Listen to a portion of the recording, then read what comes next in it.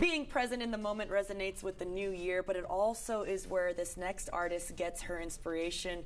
Please welcome Daylyn Howe to the show this morning. Daylyn, thanks for being with us. Absolutely, love to see you. Yes, so you're already getting started on a piece of work here on your acrylic, correct? Yes. What is this piece? I know a lot of what you do is inspired by the present and your surroundings. It is definitely inspired by my surroundings, by nature. This in particular is a little more personal than the rest of what we're gonna see. This is actually every reference in here, I took a photo of myself. So what I'm currently painting is a Cecropia moth I found on my back porch. It's so beautiful. Yes, thank you. I've never seen a moth that pretty, but you make it look really good. Thank you. And then you were gonna tell me someone very special in this Yes, image here. yes, this is actually my dad. Okay. This is actually my dad. I took a photo of him. He was overlooking a range out in Big Bend, and I was like, this is a perfect photo, so yeah. So you use photos or things you've seen and you put them all in one scenario, even though that's not the exact scenario you may have seen initially. Absolutely. Very, yes. very neat. And you started painting in high school, but it runs in your family. Tell me about that. Yes, it does. I honestly feel surrounded by artists. My grandmother is an artist. Both of my grandmothers are artists. My mom is an artist.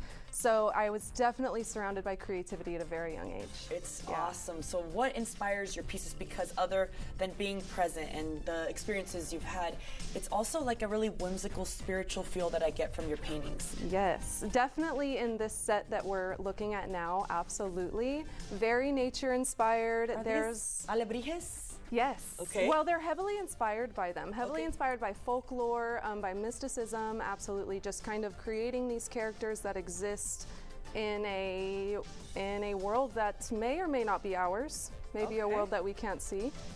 Why animals so much? You know, I think that just has a lot to do with the nature, inspiration of things. I am most inspired by everything around me, and my first area of study was in biology, so I feel really connected to just that whole, yes. Very well, it comes out beautifully in your paintings, and I feel like a lot of it also has like a Tex-Mex vibe to it too, which I love absolutely. Definitely. Tell me a little bit about this one that we're looking at. Oh, this guy, you know, that's so funny you pulled him out of all of them. He is probably the most playful, I think.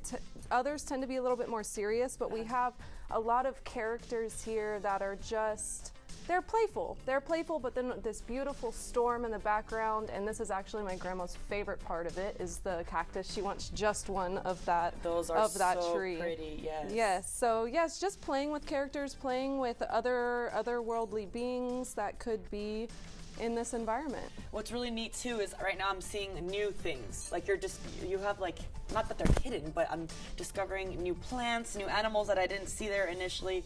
So really you're encompassing a lot of cool things in your style. Yes. How can people stay in touch with you? Do you do commission work? How can people buy your paintings? Yeah, I do pick up commissions when I'm not working on a whole set of stuff. I like to fit them in, absolutely. I primarily am probably contacted through my phone number or my email, but I do have an Instagram. It's a funny name, but yeah, easy to find. Make sure you guys follow Daylyn Howe. Thank you so much for being with us. Nice to Your see family you must again. be so proud of you continuing to carry on that artistic talent through the years here ahead. Yes, thank you. All right, y'all stay with us because after the break, we're